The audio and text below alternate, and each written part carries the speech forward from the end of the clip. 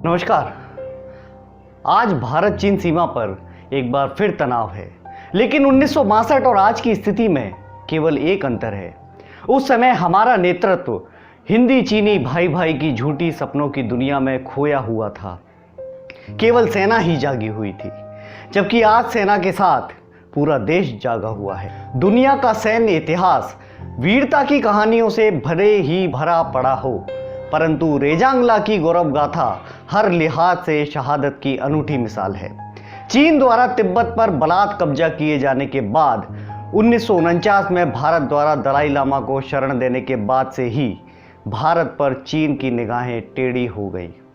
वह योजनाबद्ध रूप से भारत के तत्कालीन नेतृत्व को पंचतंत्र की कहानियों में उलझाकर शांति के कबूतर उड़वाता रहा और असावधान भारत पर अचानक अक्टूबर 1962 में हमला कर दिया।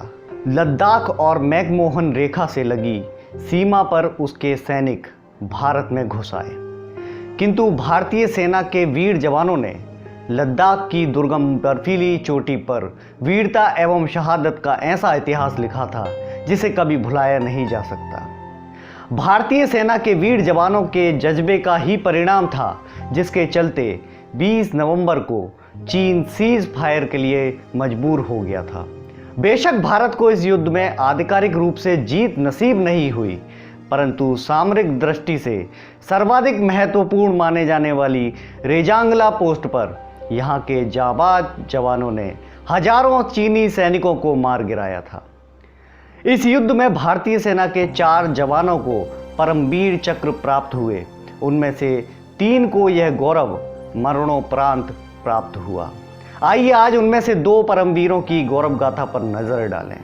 शुरुआत पहले परमवीर सूबेदार जोगिंदर सिंह से। चीनी सेना ने शुरुआती हमले में ही नामकाचू पर तैनात हमारी 7 इन्फेंट्री ब्रिगेड का सफाया कर दिया और फिर वह तवांग की ओर बढ़ी। कल्पना कीजिए उस दौर की चीन की पूरी एक डिवीजन सेना आगे बढ़ रही थी और उसका सामना करने तवांग के रास्ते में दीवार बनकर खड़ी थी सूबेदार जोगिंदर सिंह के नेतृत्व में केवल एक सिख टुकड़ी। नेफा के टोंग पेन में जो बोले सो निहाल, सत श्री अकाल की घन गर्जना के साथ इस टुकड़ी ने चीनी सेना का रास्ता रोक दिया। 2 अक्टूबर 1962 को सुबह 5:30 बजे हुए पहले हमले में तो दुश्मन को ही ज़्यादा नुकसान हुआ और वह पीछे हटने को विवश हुए, किंतु कुछ देर बाद उन्होंने दोबारा हमला किया तो सूबेदार जोगिंदर सिंह की आधी टुकड़ी साफ हो गई।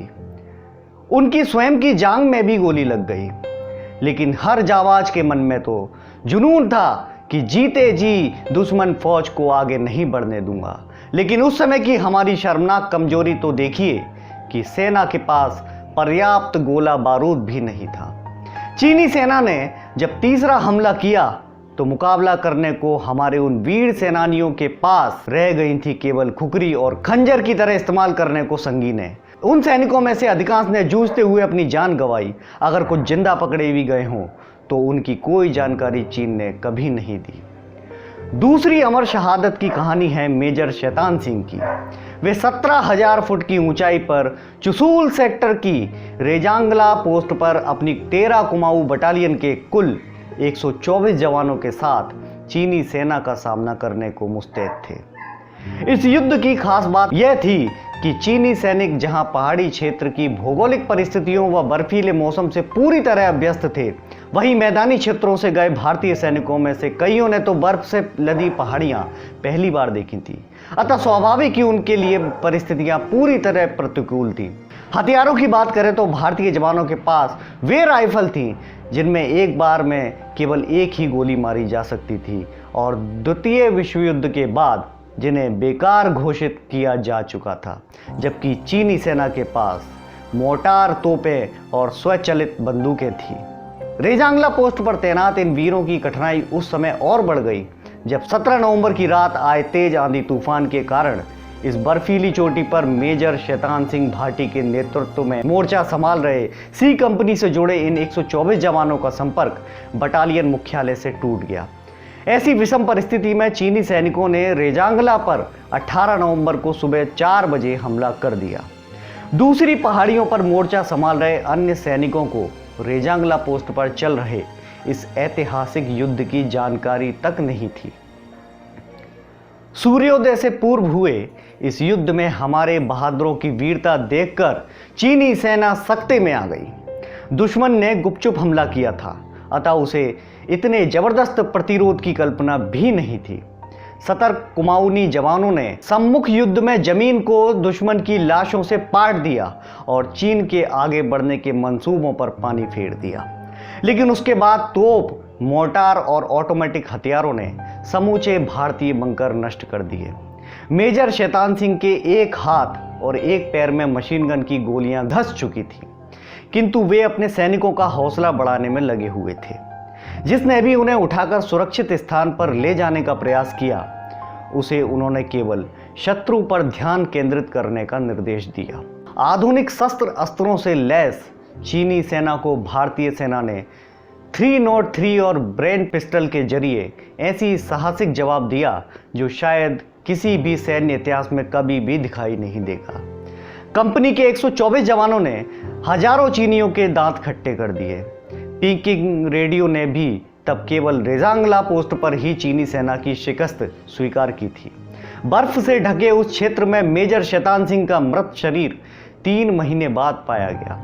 रेजांगला पोस्ट पर दिखाई गई वीरता का सम्मान करते हुए भारत सरकार ने company commander major Shaitan Singh को मरणोपरांत देश के सर्वोच्च वीरता पुरस्कार परमवीर चक्र से अलंकृत किया था तथा इसी बटालियन के 8 अन्य जवानों को वीर चक्र, 4 को सेना मेडल व 1 को मेंशन इन डिस्पैच का सम्मान दिया था।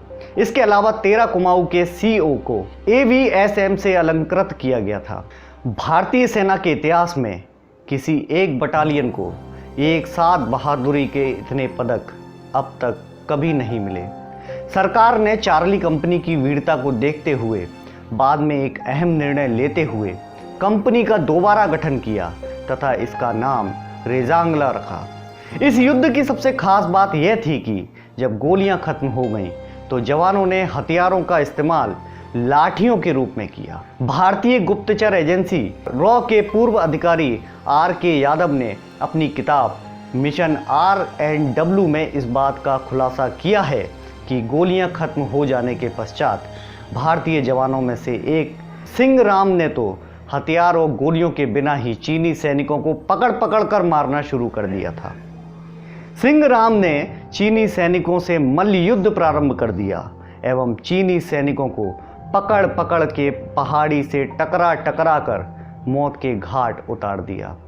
सिंह राम ने 10 चीनी सैनिकों को मौत के घाट उतार दिया और रेजांगला पोस्ट पर दुश्मन का कब्जा नहीं होने दिया। नमस्कार।